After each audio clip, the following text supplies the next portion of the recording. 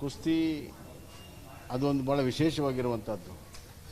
Free wrestling ಥರ ಇಲ್ಲ, ಅದರದ್ದೇ ಆದಂಥ ನೀತಿ ನಿಯಮಗಳೆಲ್ಲ ಇರುವಂಥದ್ದು. ಅಂಥದ್ರಲ್ಲಿ ಭಾಳ ಪರಿಣಿತಿ ಪಡೆದು ಈ ಬಾರಿ ಅವರು ಗೋಲ್ಡ್ ಮೆಡಲನ್ನು ತಗೊಳ್ಳುವಂಥ ಎಲ್ಲ ಸಾಧ್ಯತೆಗಳಿತ್ತು. ಅವರು ಫೈನಲ್ಗೆ ಹೋಗಿದ್ದರು, ಅಂದರೆ ಸಿಲ್ವರ್ ಮೆಡಲ್ ಅಂತೂ ಖಾತ್ರಿ ಇತ್ತು. ನಿನ್ನೆ ಸೆಮಿಫೈನಲನ್ನು ಗೆದ್ದು ಫೈನಲ್ ಬರೋವರೆಗೂ ಆ ವೇಟಲ್ಲಿ ವ್ಯತ್ಯಾಸ ಆಗಿದೆ ಅನ್ನುವಂಥದ್ದು ತಕರಾರು ತೆಗೆದು 100 ಗ್ರಾಮ್ಸ್ ವ್ಯತ್ಯಾಸದಲ್ಲಿ ಅವರಿಗೆ ಫೈನಲ್ಗೆ ಬರೋದಕ್ಕೆ ಅವಕಾಶ ಮಾಡಿಕೊಡ್ದಿರುವಂಥದ್ದು ದೊಡ್ಡ ಅನ್ಯಾಯ. ನನಗನ್ನಿಸ್ತಾ ಇದೆ ಒಲಿಂಪಿಕ್ ಗೇಮ್ಸಿನ ಕಾನೂನು ಪುನರ್ವಿಮರ್ಶೆ ಮಾಡುವಂಥದ್ದು ಭಾಳ ಅವಶ್ಯಕತೆ. ಯಾವುದಾದ್ರೂ ಗೇಮ್ನ ಎಂಟ್ರಿ ಪಾಯಿಂಟಲ್ಲಿ ಎಲ್ಲ ತೂಕ ಮತ್ತು ಇತರ ಅರ್ಹತೆಗಳನ್ನು ನೋಡ್ತಾರೆ. ಇದರಲ್ಲಿ ಪ್ರತಿಯೊಂದು ರೌಂಡಲ್ಲಿ ಪ್ರತಿಯೊಂದು ಹಂತದಲ್ಲಿ ನೋಡುವಂಥದ್ದು ನನಗಂತೂ ಬೇರೆ ಗೇಮ್ಸಲ್ಲಿ ಎಲ್ಲೂ ನೋಡಿಲ್ಲ. ಆದರೆ ಈ ಕುಸ್ತಿಪಟದಲ್ಲಿ ಆಗಿರುವಂಥದ್ದು ಒಂದು ನಿಯಮವನ್ನು ಪ್ರಶ್ನಾರ್ಹ ಆಗಿರುವಾಗಿದೆ. ಎರಡನೇದು ಒಲಿಂಪಿಕ್ಕು ಕೂಡ ಮತ್ತು ಯಾವುದೇ ಕಾರಣಕ್ಕೂ ಅವಳಿಗೆ ಅವಕಾಶ ವಂಚಿತ ಆಗಬಾರ್ದು.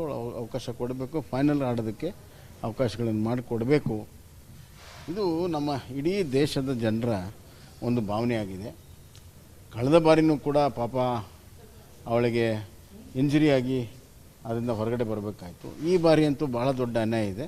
ಈ ಅನ್ಯಾಯವನ್ನು ಸರಿಪಡಿಸೋದಕ್ಕೆ ಎಲ್ಲ ರೀತಿಯ ಪ್ರಯತ್ನಗಳು ಆಗಬೇಕು ಮತ್ತು ಅವಳಿಗೆ ನ್ಯಾಯ ಕೊಡಬೇಕು, ಅವಕಾಶ ಕೊಡಬೇಕು. ಫೈನಲಲ್ಲಿ ನನಗೆ ವಿಶ್ವಾಸ ಇದೆ, ಫೈನಲಲ್ಲಿ ಅವಳಿಗೆ ಅವಕಾಶ ಕೊಟ್ಟರೆ ಗೋಲ್ಡ್ ಮೆಡಲ್ ತರುವಂಥ ಎಲ್ಲ ಅವಕಾಶ ಇದೆ. ಈಗ ನಮಗೆ ಗೋಲ್ಡ್ ಮೆಡಲ್ ತರುವಂಥ ಆಸೆ ಅವಳ ಮೇಲೇ ಹೆಚ್ಚಿತ್ತು. ಇಲ್ಲದೇ ಇದ್ದರೆ ಭಾರತಕ್ಕೆ ಗೋಲ್ಡ್ ಮೆಡಲು ಸಿಗೋದು ಅಂತೂ ಭಾಳ ಕಷ್ಟಕರ ಅನ್ನಿಸ್ತಾ ಇದೆ. ಆದ್ದರಿಂದ ಇದನ್ನು ಭಾಳ ಗಂಭೀರವಾಗಿ ತೆಗೆದುಕೊಂಡು ಒಲಿಂಪಿಕ್ ಬೋರ್ಡಲ್ಲಿ ಪುನರ್ವಿಮರ್ಶೆ ಮಾಡುವಂಥದ್ದು ಭಾಳ ಅವಶ್ಯಕತೆ ಇದೆ ಅಂತ ನನ್ನ ಆಗ್ರಹ. ಸರ್, ಸೆಮಿಫೈನಲಲ್ಲಿ ತೂಕ ಕರೆಕ್ಟ್ ಆಗಿರುತ್ತೆ, ಕ್ವಾರ್ಟರ್ ಫೈನಲಲ್ಲೂ ತೂಕ ಕರೆಕ್ಟ್, ಅಂದರೆ ಪದೇ ಪದೇ ಒಂದೊಂದು ಹಂತದಲ್ಲಿ ಎಂಟ್ರಿ ಪಾಯಿಂಟ್ನಿಂದ ಹಲವಾರು ರೌಂಡ್ಗಳಾಗಿ ಕ್ವಾರ್ಟರ್ ಫೈನಲ್ ಬರುತ್ತೆ, ಸೆಮಿಫೈನಲ್ ಬರುತ್ತೆ, ಫೈನಲ್ ಬರುತ್ತೆ. ಪ್ರತಿಯೊಂದು ಹಂತದಲ್ಲಿ ತೂಕ ನೋಡುವಂಥದ್ದು ಬೇರೆ ಯಾವ ಗೇಮ್ನಲ್ಲೂ ಕೂಡ ನಾನು ನೋಡಿಲ್ಲ. ಇದೊಂದು ವಿಚಿತ್ರವಾಗಿರುವಂಥ ಒಂದು ರೂಲ್ಸ್ ಇದೆ. ಸಾಮಾನ್ಯವಾಗಿ ಒಬ್ಬ ಮನುಷ್ಯನ ತೂಕ 100 ಗ್ರಾಮು, 200 ಗ್ರಾಮು, 300 ಗ್ರಾಮ್ವರೆಗೂ ಒಂದು ದಿವಸಕ್ಕೆ ಹೆಚ್ಚು ಕಮ್ಮಿ ಆಗ್ತಾ ಇರ್ತದೆ. ಅದರ ಆಧಾರದ ಮೇಲೆ ಒಂದು 100 ಗ್ರಾಮ್ ಹೆಚ್ಚಾಗಿದೆ ಅಂತ ತೆಗೆಯುವಂಥದ್ದು ಇದು ಸಮಂಜಸ ಅಲ್ಲ. It is the natural body process. ನಮ್ಮ ಬಾಡಿಯಲ್ಲಿ ತೂಕ ಹೆಚ್ಚಾಗೋದು ಕಮ್ಮಾಗೋದು ತಂದೇ ಆದಂಥ ಮೆಟಬಾಲಿಕ್ ಪ್ರೊಸೆಸ್ ಅದು.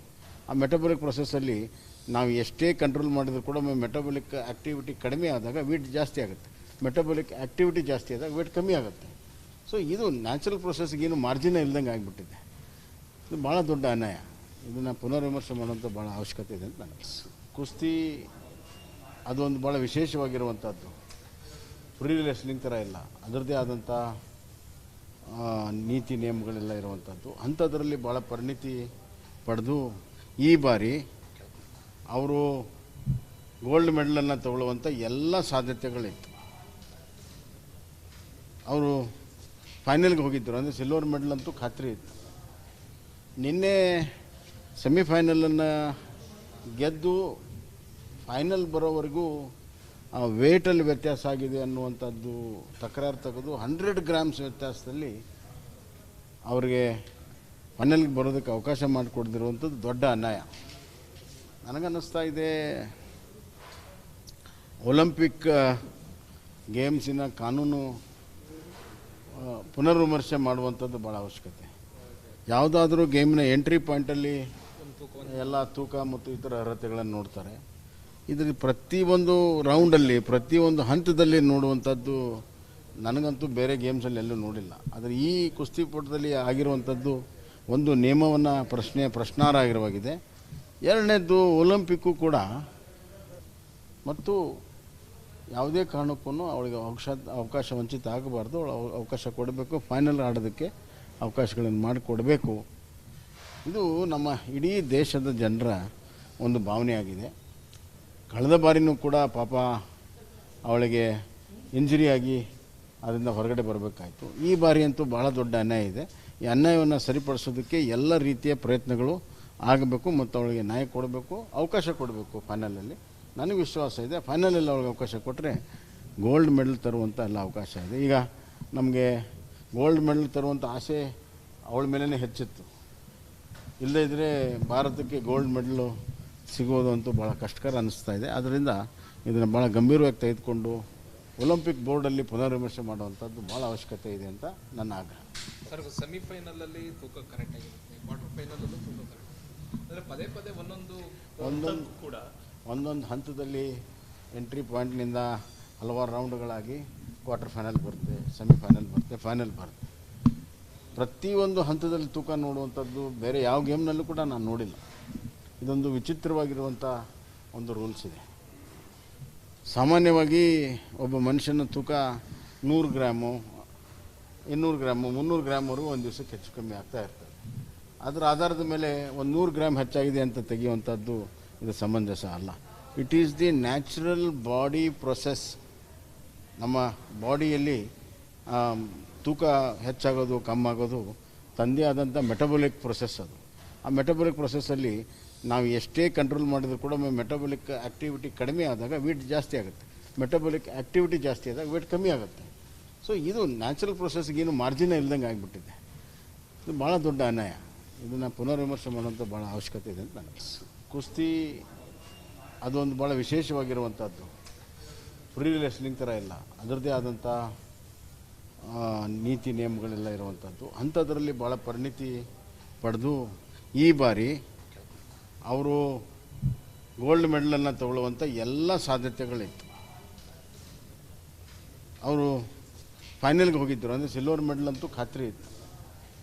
ನಿನ್ನೆ ಸೆಮಿಫೈನಲನ್ನು ಗೆದ್ದು ಫೈನಲ್ ಬರೋವರೆಗೂ ಆ ವೇಟಲ್ಲಿ ವ್ಯತ್ಯಾಸ ಆಗಿದೆ ಅನ್ನುವಂಥದ್ದು ತಕರಾರು ತೆಗೆದು 100 ಗ್ರಾಮ್ಸ್ ವ್ಯತ್ಯಾಸದಲ್ಲಿ ಅವರಿಗೆ ಫೈನಲ್ಗೆ ಬರೋದಕ್ಕೆ ಅವಕಾಶ ಮಾಡಿಕೊಡ್ದಿರುವಂಥದ್ದು ದೊಡ್ಡ ಅನ್ಯಾಯ. ನನಗನ್ನಿಸ್ತಾ ಇದೆ ಒಲಿಂಪಿಕ್ ಗೇಮ್ಸಿನ ಕಾನೂನು ಪುನರ್ವಿಮರ್ಶೆ ಮಾಡುವಂಥದ್ದು ಭಾಳ ಅವಶ್ಯಕತೆ. ಯಾವುದಾದ್ರೂ ಗೇಮ್ನ ಎಂಟ್ರಿ ಪಾಯಿಂಟಲ್ಲಿ ಎಲ್ಲ ತೂಕ ಮತ್ತು ಇತರ ಅರ್ಹತೆಗಳನ್ನು ನೋಡ್ತಾರೆ. ಇದರ ಪ್ರತಿಯೊಂದು ರೌಂಡಲ್ಲಿ ಪ್ರತಿಯೊಂದು ಹಂತದಲ್ಲಿ ನೋಡುವಂಥದ್ದು ನನಗಂತೂ ಬೇರೆ ಗೇಮ್ಸಲ್ಲಿ ಎಲ್ಲೂ ನೋಡಿಲ್ಲ. ಆದರೆ ಈ ಕುಸ್ತಿಪಟದಲ್ಲಿ ಆಗಿರುವಂಥದ್ದು ಒಂದು ನಿಯಮವನ್ನು ಪ್ರಶ್ನಾರ್ಹ ಆಗಿರುವಾಗಿದೆ.